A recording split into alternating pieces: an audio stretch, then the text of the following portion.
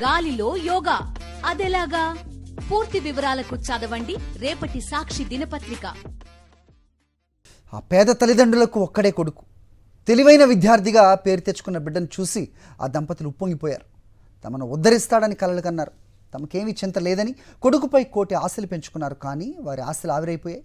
రెప్పపాట్లో జరిగిన అచ్యుతాపురం సెజ్ పేలుడు ఆ బిడ్డను తరలిరాని లోకాలకు తీసుకుపోయింది. ఉద్యోగంలో చేరిన నెలకే 100 ఏళ్లు నిండిపోవడంతో ఆ కుటుంబం షాక్కు గురైంది.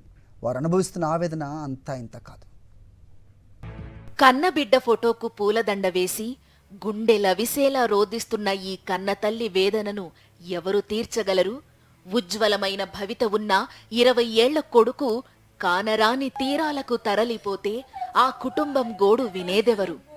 అచ్యుతాపురం పేలుడు ఘటన శ్రీకాకుళం జిల్లా ఆమదాలవలస మండలం వంజంగి గ్రామానికి పుట్టెడు దుఃఖాన్ని మిగిల్చింది.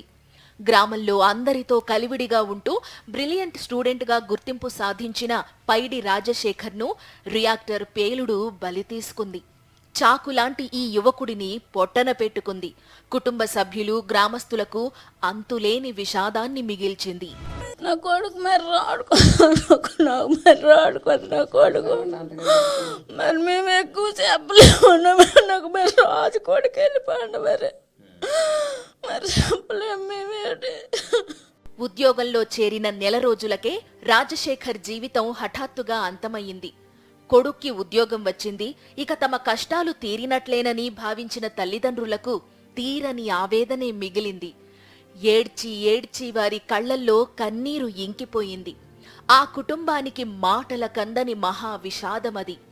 తనకు తలకొరివి పెడతాడని భావించిన కొడుక్కే తాను తలకొరివి పెట్టాల్సి రావడం ఏంటని ఆ కన్న తండ్రి రోదిస్తున్న తీరు మనసున్న ప్రతి ఒక్కరిని కలిచివేస్తోంది. ఎవరు ఎన్ని చేసినప్పటికైనా రేపు నేను చనిపోయి నేను అతనికి తండ్రిని. నేను చనిపోతే అతను నాకు శిరస్సుపై నీళ్ళు పోసి స్థితి ముట్టిస్తే ఒకలాగా ఉంటుంది. కానీ నా చేత అతను ముట్టించుకున్న పరిస్థితి అయితే ఏ తండ్రికి ఇలాంటి దౌర్భాగ్య స్థితి అయితే రాకూడదు. మరి మీరు ఏ విధంగా భావించవచ్చు?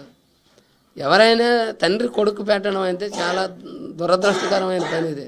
ఈ పని నాకు చాలా బాధ వేస్తుంది.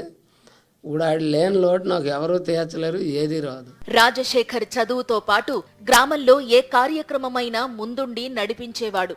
స్నేహితుల కష్టాల్లో తోడుండేవాడు. కుటుంబంలోని ఎవరికైనా కష్టం వస్తే సాయం చేసే మనస్తత్వం. అంతేకాకుండా రాజశేఖర్కు తాతయ్య అంటే అమితమైన ప్రేమ. తాతకు కూడా మనవడంటే ప్రాణం. కాని ఆ తాత మనవడి ఆనందాలపై విధికి కన్ను కుట్టింది. వారి బంధాన్ని నిర్దయగా విడదీసింది. నాకు చెప్తాను నీకు అని అన్నాడు. నేను 100 బతకను రా అన్నాడు. నా తలరాత్రి అన్నాడు. నేను తలరాత్రి చేస్తాను అన్నాడు నా మనోడు. రాజశేఖర్ కనబట్టలేదు.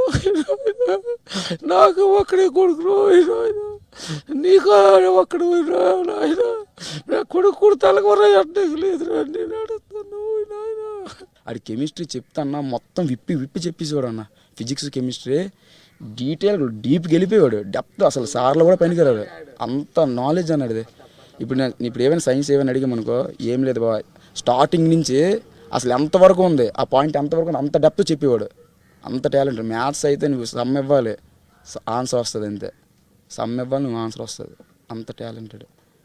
చదువు అన్న చదువు అంతే. నేను ఆ రూమ్లో ఉండేవాళ్ళం కదా. నేను 10:30-11 దాకా చదువుకొని పడుకుడిపోయాను అన్న. 6-3 అయ్యేదన్నా. నేను మా మధ్యలో ఏమైనా బయటికి లెగిస్తే బయటికి వెళ్ళినప్పుడు చదువుకుని ఉండేవాడు. పదుల సంఖ్యలో ఉద్యోగులను పొట్టన పెట్టుకుని మరెందరినో జీవచ్ఛవాలుగా మార్చిన ఈ పాపం ఎవరిది? బిడ్డలను కోల్పోయిన తల్లిదండ్రులు, ఇంటి పెద్ద దిక్కును కోల్పోయిన కుటుంబాల వేదన అరణ్య రోదనగా మిగలడమేనా? ఇలాంటి ఆవేదన మున్ముందు మరిన్ని కుటుంబాలను ఛిద్రం చేయకుండా ఉండాలంటే ఎవరిది బాధ్యత? ఏదేమైనా ఈ తరహా ఘటనలకు మాత్రం ఫుల్ స్టాప్ పడాల్సిందేననే వాదన సమాజంలో బలంగా వినిపిస్తోంది. తమలాంటి పరిస్థితి ఏ కుటుంబానికి రాకుండా ప్రభుత్వం నిరంతరం పరిశ్రమలపై పర్యవేక్షణ ఉంచాలని, అంతేకాకుండా పరిశ్రమలు కూడా సేఫ్టీ ఆడిట్ నిబంధనలకు అనుగుణంగా అన్నీ పాటిస్తూ పరిశ్రమలను నడిపించాలని కూడా తల్లిదండ్రులు కోరుతున్న పరిస్థితి నెలకొంది. కెమెరామెన్ రాజుతో సునీల్, సాక్షి టీవీ, శ్రీకాకుళం.